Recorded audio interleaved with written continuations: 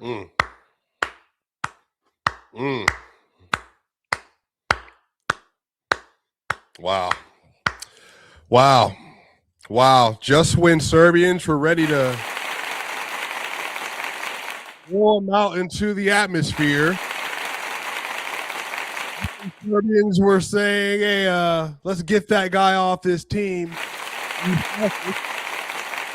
Just when Serbians said that guy's not good enough, thank God for Jamal Murray.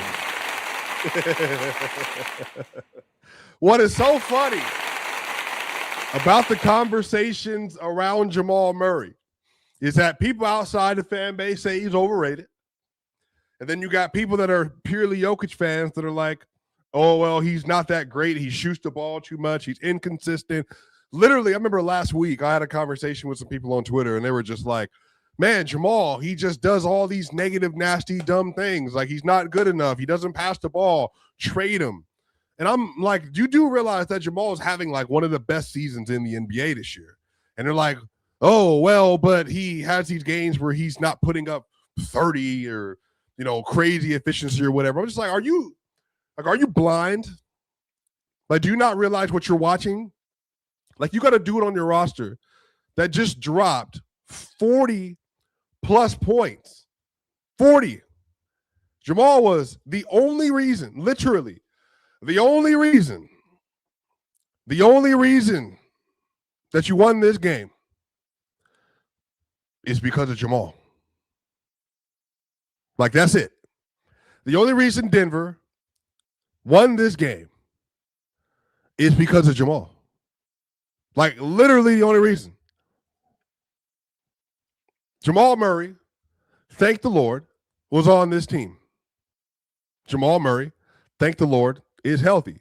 Jamal Murray, thank the Lord, is the only person that said, you know what? We kind of in trouble. It's in our best interest to win as many games as possible, to situate ourselves until we get Peyton Watson and Aaron Gordon back. And Jamal Murray today said, all right, bet. I'll be the best player. I'll carry the load. I'll do it. 45 points for Jamal Murray. 8 assists, 2 steals, 2 rebounds, 8 of 13 from 3. By the way, on mostly self-created threes. 5 of 6 from 2. And I want y'all to realize this. All 5 of those makes were heavily contested twos that he made in traffic or pull-ups. 11 of 12 from the free throw line, 92%. He had a 92.7% true shooting and had 10 points in the fourth quarter. This is a second-team All-NBA player. So what's so funny is that everybody talks about Jamal and says he's overrated or he doesn't need to be on the team because he's getting in the way. And I'm just sitting here like I feel like I've been the fairest on Jamal for several different reasons because I think a lot of people aren't realistic about how good he actually is. He's literally the reason they won today's game. Literally the reason they won today's game. It's really this simple. Murray was just looking for free throws in the fourth quarter. Somebody didn't watch the game. Somebody did not watch the game. Now, one person who we'll talk about here in a minute, one person might have, but Jamal for sure didn't. Jamal Murray was phenomenal today, and he deserves all the credit in the world for backpacking this team. This was a phenomenal game from Jamal. He was excellent. He was perfect damn near. Did everything this team asked him to do. Everything. So shout out to Jamal because they literally would be taking a L home to the Utah Jazz if they didn't have this performance. It's really that simple. So it is what it is. It is what it is. You know, it is what it is. I definitely understand that, people are inconsistent about it and all that, but brother, good brother. Like, Jamal is an excellent player. Legitimately excellent game. By the way, what a crazy stat. What a crazy stat. So here are the most efficient 45-plus point games this year. The highest true shooting in a 45-point game this year. Look at this list. You got Aaron Gordon, the first game of the year versus Golden State, 50 points. He had a 105.8 true shooting. You had Jamal Murray. That was the Pacers game where he had 52 points. 95.6 true shooting. And then you had the game tonight with Jamal Murray with 92.7% true shooting. Who people think is a bum, mind you, or not good. And then you got Nikola Jokic, who had that insane game versus the Clippers. Now, I'm surprised that the Wolves game wasn't here, but I think that was a 90 true shooting even with Jokic. So, matter of fact, let me check real quick. Let me check with this. Let me see. Let me check that. Because then this is, Jokic at 56 points on 90 true shooting. So, y'all, I want you to realize there are 5 games. The Nuggets have 5 games this year. 5. 5 of them. They have 5 games this year where a player has scored 45 or more points on 90 or more true shooting. 5 games this year. So when we talk about historic offense, that's what this team is. It's literally just been hidden because of all of the injuries they've had all year. All of them. All of them. So Jamal was phenomenal. He was excellent. And next time I see people bring him up, Serbians, who I love, obviously, I'm glad you're here. Every time people bring up Jamal from now on, I want you to make sure you remember this game and you keep this in your docket for the rest of the season. Because the shot making from Jamal was unbelievable today. Like, exceptionally unbelievable. Phenomenal. Historic, literally historic. And here's another crazy stat. What does this one say?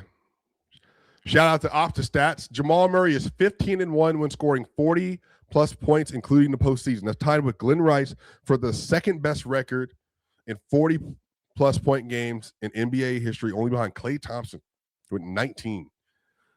15-1 is nuts, y'all. They're 15-1 when Jamal Murray scores 40 or more points.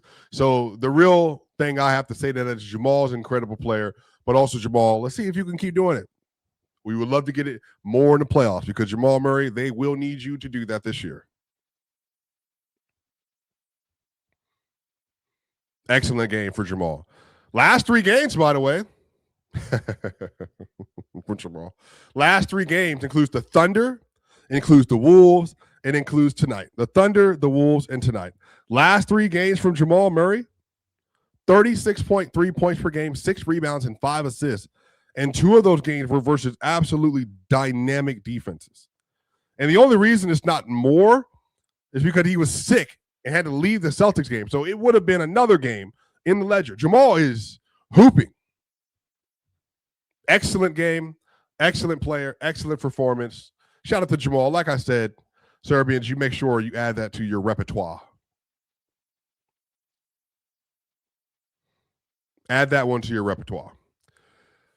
And then I want to shout out my Baylor dog. As everybody knows, if you went to Baylor, I definitely know who you are.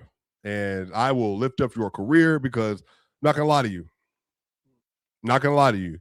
Baylor is, has a lot of great basketball players, and he is one of them.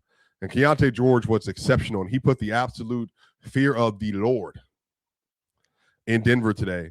36 points for my Baylor Bear, 2 rebounds, 4 steals. That doesn't even tell the full story of how great he was. 36 points was legit. But in the fourth quarter, they couldn't stop him. And he kept running that hump on Jokic and on Brown.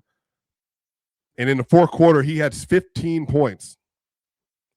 And he was 6 of 10 from the field and 2 of 4 from 3. That's a future star if I've ever seen one. Shout out to the Keonte. And yeah, man, that's the big story of the game. That's the big story of the game. Oh, no. I'm sorry. That's right. Come on. That's right. Right into the barn. Yeah. There was somebody else on the floor today who was having a crash out. And the timeline, whatever. My personal thoughts on what Jokic was doing today. He had the game-winning block. He has a game-winning block. That's a great – people have been asking for it. They've been asking for the defense. It was a game-winning block from Jokic. He also had a game-winning buckets to end the game, to put the game away. That was a great ending performance. He did what you needed to do to secure the win. Now that that's out the way, good brother. Jokic in that press conference after the Wolves was like, talking about maybe it's good for them that they're struggling and all that the way that they are. And, Jokic, I think, had a mostly really good game versus the Wolves. I thought he was better versus the Thunder, especially as a two-way player than the Celtics game. He was good. But, Jokic, I think the biggest thing is, we're getting pieces of, really good Jokic and then really bad Jokic. And today, the good Jokic was that he was efficient, I guess. The bad Jokic was he was, overly conscious of foul calls and body position and where the defenders were, and just the box outs, all of it. It was the Keonte George play, which, he's had guards get underneath him before, but he basically laid on top of Keonte to exacerbate to the official that this is what they're doing. Now, granted, they were playing very physical, and you know what happens with Jokic. If you're small and you play physical and he can't use the same physicality to move you because of the size advantage, that can frustrate him. And so what happened is, and I mean, Jokic is another story. Adelman is another story. You want to talk about another horrible story. Adelman was gargantuan bad today. But Jokic is had such a pissy game. Let me say it like that. He had such a pissy game that the even the Jazz officials who love Jokic, so this is how you know it was bad. They love Jokic. They literally revere Jokic. They call him the best in the world. They believe in him. They hype him up. They talk about him. Whenever Denver plays Utah, they glaze. But it was so bad today. They said the word antics maybe 20 times. And it's never been like that. They've never, because y'all know I watch the away broadcast every game. Because I want to hear what the other team has to say about the team the Nuggets are playing or about the Nuggets, because they might have different insight on the game. I'm talking about every few plays, they were bemoaning Jokic from really that second quarter on. And it was very noticeable to everyone that I don't know what's going on. I don't want to say what's going on. What went on today up here, but this was an egregious acting performance from Jokic that was coupled with very bad defense, really good defense versus the Celtics, really good defense versus the Thunder, good mostly defense versus the Wolves outside of that third quarter. But horrific defense from the start. Kyle Filipowski hitting the corner multiple times. Like I said, Keonte George hitting the corner multiple times. Multiple issues that he was having today.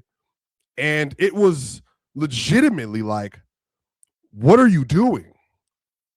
And for whatever reason, man, when Jokic plays versus bad teams and he doesn't feel like he should have to, and I don't want to speak for him, but he doesn't feel like he should have to play a certain level. I don't know. He definitely, it feels like he takes his foot off the gas versus these teams, whereas he has to play upper level teams. Again, he'll versus OKC, the Thunder shot 11 of 26 with him at the nearest defender in that game. He was everywhere. Versus the Wolves, I mean, he was, like I said, mostly good as 11 of 20 or something like that. Versus the Boston Celtics, it wasn't even a conversation. I mean, he was hooping versus Boston, and he was moving his feet, and Boston was struggling to score. And whenever they tried to put him in action, he was there. He was playing at the level, playing aggressive, using his feet, using his body. And it was just like he was engaged to a degree where you were just like noticing, okay, he's taking this seriously. In the last 3 games, y'all, the Nuggets got a 99 defensive rating with Jokic on the floor. And he's been doing well. So, and I was talking about that like on Locked On the show, like giving him credit for the steps he's taken. Yeah, so in that Boston game, he was 5 of 13 as nearest defender for 38%.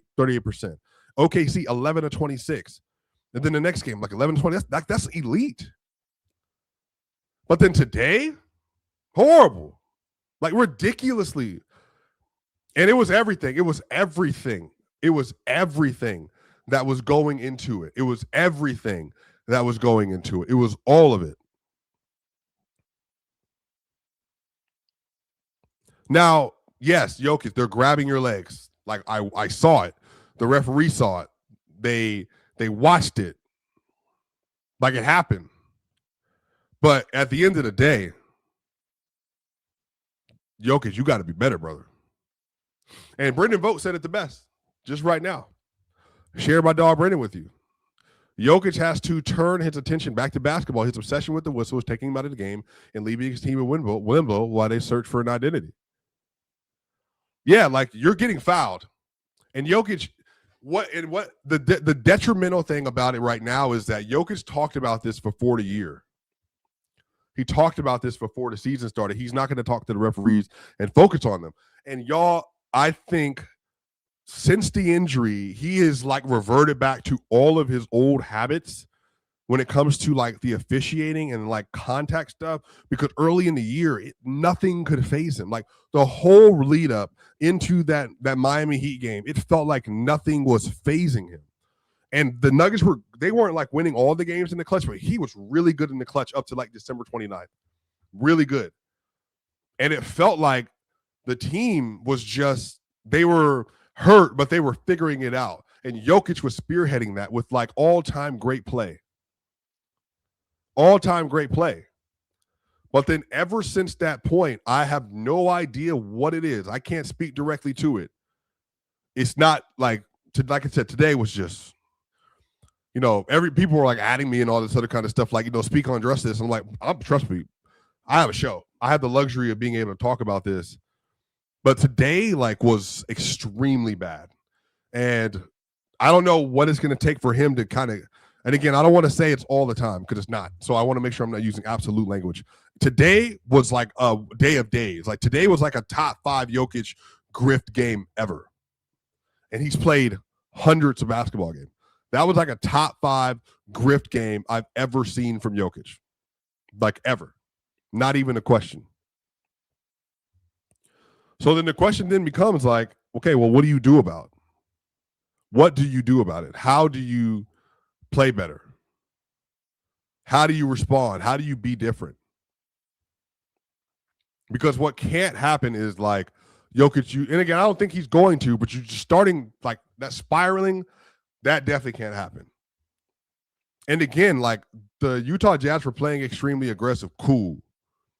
But like, nah, that was OD. And this is what I mean about the clutch stuff. Do y'all realize that going into December 29th, Jokic was shooting 56% from the field in the clutch and 42% from 3 and 83 from the line? And like since that point, not at all. Like he's just not been the same player. Since December 29th, let me track this for you because this goes into today as well. Now he did it today, so thank you. He did his job today. But since December 29th, since that moment, this counts as the clutch win now. Whatever, versus the Utah Jazz. Jokic he's 2-6 in the clutch since this point. He's shooting 33% from the field.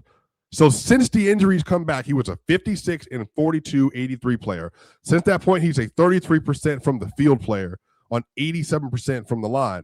So once again, as I said, he's not been the same offensive player. Because of the scoring, obviously. And then you had the last game, the last moment of this game, where Jokic gets the stop on Keonte George, which he played good defense finally on a possession. but then he rides him with his arm, but still gets the arm up, and he gets his thumb on the ball, so it counts as a block. Matter of fact, let me check. They counted that as a block. Yep, they counted that one. So Jokic ended the game with 2 blocks. Yeah, he got a blocked game icing drive layup. Shout out to the real app. See, game icing drive layup from Jokic. But it's really this simple, man. Like, you can't keep doing this. And again, keep doing it as in what you did today. Like, I haven't really, it is what it is. Like, I think other people can talk about, like, you feel like the Thunder, boom, boom, boom. But, like, today, brother, that can't happen again.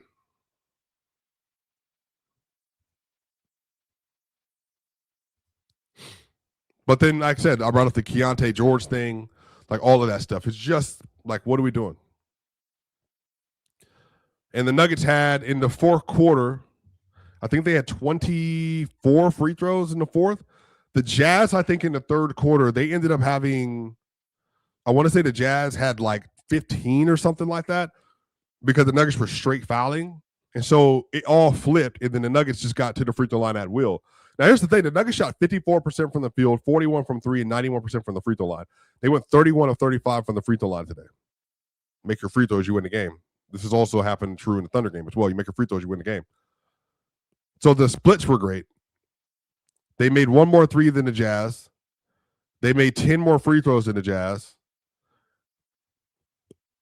But it's just basic stuff, man. Like, I was literally in my head, I was like thinking, when I was getting ready for the show, when I was watching the game, I was just kind of like, what if the Nuggets lose this game? Like, how would I actually feel about it?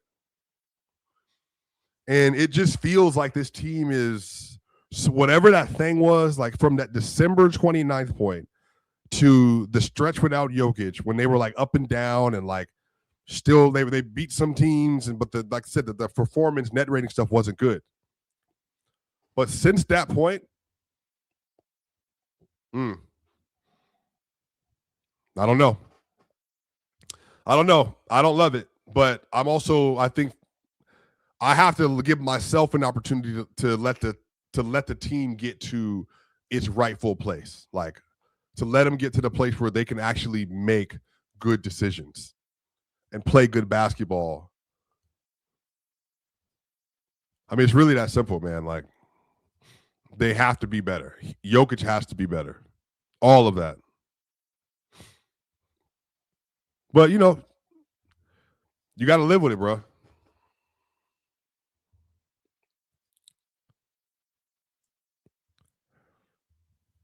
Yeah, you got to live with it, man. It's really that simple, man.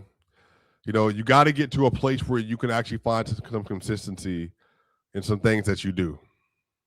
And you got to be able to have consistent play from your best player.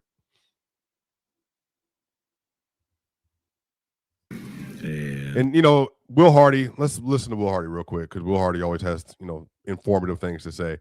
This is the part of his post-game breakdown.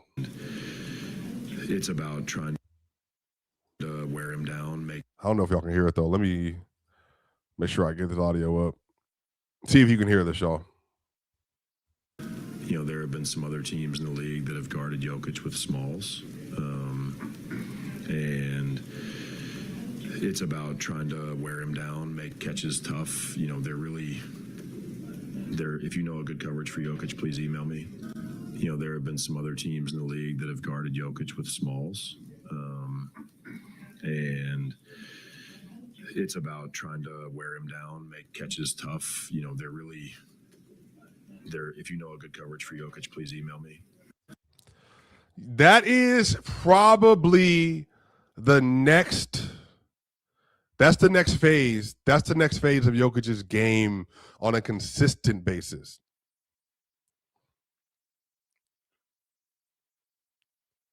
That thing that is guarding him with a bunch of wings and pushing him around, like, because again, it's like it's a tough thing because Jokic is way bigger and stronger, so he can't use his size and physicality to the same level. Because if he just moves you, then he's going to get a foul call. But I do think there is something to which is why Jokic has been taking so many threes. There is something to, Jokic, you're going to have to figure out like how to respond to these coverages you're getting, because that's not going to change. That's not going to change at all. Teams are going to continue to guard you like this and continue to put pressure on you. And so the question then is going to become, how do you get to the place where you're responding well and responding correctly to those moments? I think that's the thing that I'm most looking forward to over these next few weeks. Just, this is going to be a thing. Like, you're going to get into the playoffs. You're going to play the Thunder, Western Conference Finals or whatever.